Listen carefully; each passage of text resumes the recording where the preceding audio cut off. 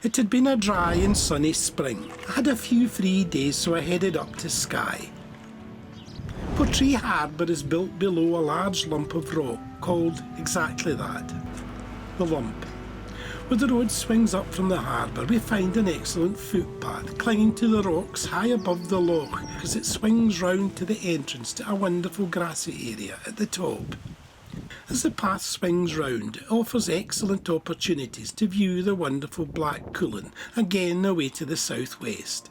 This was a very pleasant walk indeed.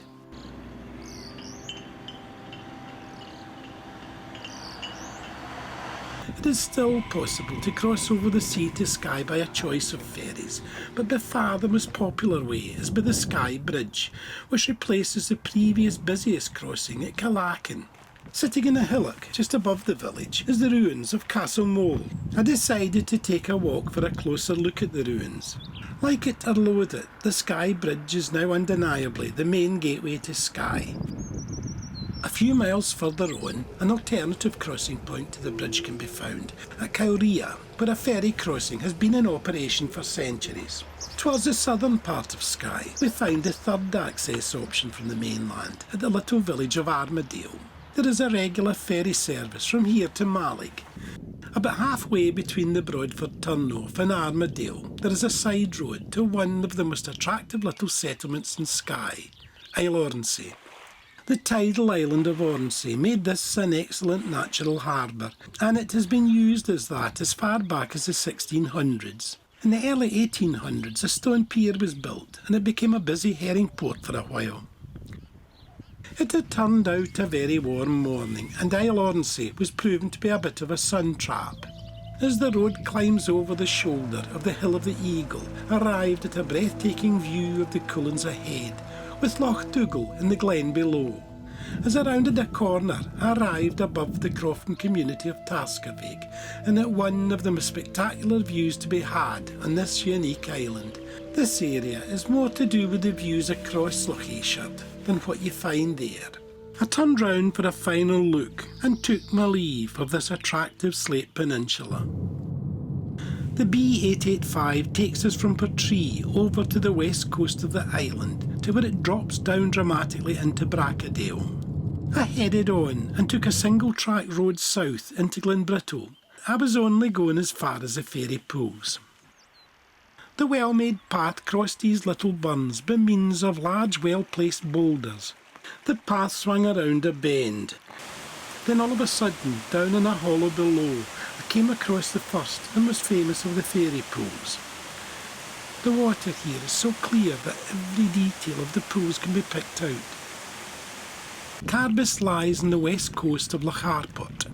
At first glance, there doesn't seem to be much to this picturesque little village, but the one thing that makes this village stand out over all others is that it's the home of the only single malt whisky in Skye, the magnificent Talisker. It was evening when I arrived at the whitewashed little village of Dunvegan, and it was very quiet indeed. I headed out of the village in the hope of getting a view of Dunvegan Castle, but it was shut up for the night. But as a single-track road broke free of the tree cover, there was a backward glance at this wonderful old building on its rocky outcrop above the loch. Over to the west, we see a massive crag rising from the cliffs below. This is Neast Point. This is another of Skye's iconic views. The lighthouse complex here was built in 1909 by who else but the Stevensons. It had been a glorious day in Skye, and I watched the sunset for a while as it set beyond the far-flung islands of the Western Isles. And headed north up the Trotternish Peninsula. Nothing prepares you for your first view of the Old Man of Storr as it rears above you on the skyline ahead. The Old Man of Storr has been nominated by the BBC Countryfile Awards for 2016 as the landmark of the year, and I wouldn't argue with that. A path from the roadside leads up to an attractive little waterfall. This is the Bride's Vale waterfall, but just like the last time I was here, the long dry spell had reduced the flow of water from the ridge. I was disappointed. When a road linking Portree and Uig was built in the early 19th century, it didn't take long for a pier to be built here as well, and by the middle of that century it was a regular steamer port. It is the shortest ferry crossing to the Outer Hebrides. This huge cross marks the final resting place of Flora MacDonald. Back in the main road we find a little group of thatched cottages. This is the Skye Museum of Island Life.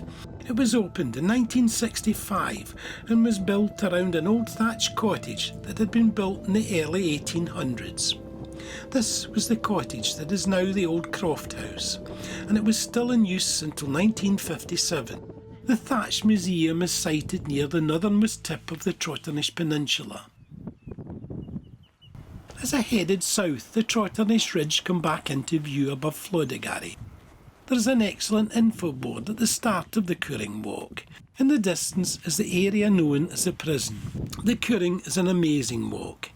This is a supernatural cauldron of shattered rocky pinnacles. I wandered to the edge. Over to the south I could make out the peak of Biodabuye at the back. It was my intention to get to the prison in the Needle. I'd walked it with my wife a few years ago, but when I arrived at the tricky rocky gorge, crossing it was going to be too much of a scramble because of the gear I had with me, so I reluctantly decided to head back. I was quite disappointed. No trip to Skye would be complete without a trip to the Curing. It is my favourite walk. I didn't quite manage it this time, but I'll be back. It was enjoyable just being there.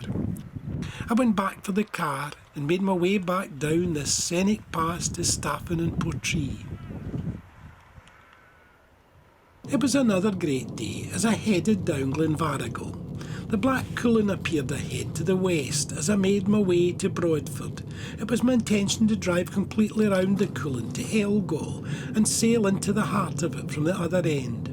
As I approached Torrin, the huge bulk of Blavin filled the sky ahead. Seamus McKinnon, the skipper of the Misty Isle and a descendant of John McKinnon, who ferried Bonnie Prince Charlie to safety in July 1746, has ferried passengers into the heart of the Cuillins since 1967. It was young Seamus who was the skipper today. He welcomed us aboard in Gaelic and made his introductions, then carried out the usual safety procedures, and we headed on our way. The seals we had been promised came into view as well, as they basked in the rocks in the midday sun. They certainly didn't seem to be bothered by the attention that they were receiving from us.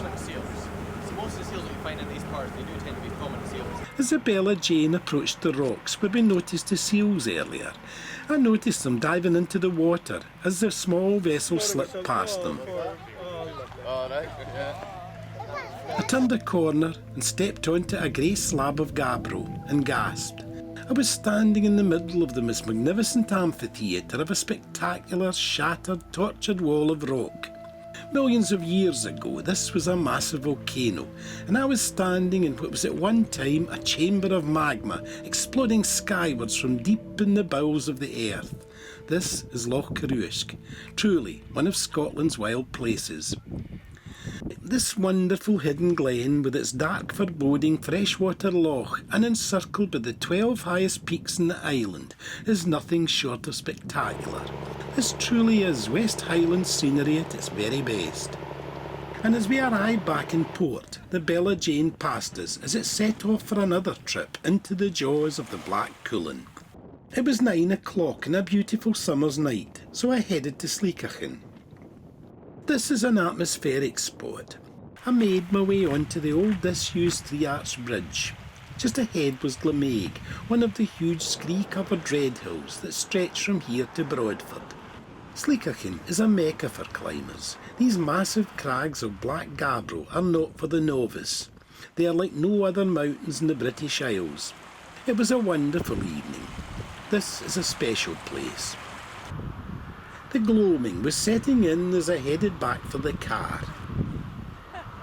It was getting dark when I arrived back at Portree. Skye was voted the 4th best island in the world by National Geographic, and no wonder. This is a truly magical island. Every turn in the road exposes its ancient and dramatic past. The scenery is breathtaking. Skye is like no other island. I thoroughly enjoyed my stay here. It was time to head on.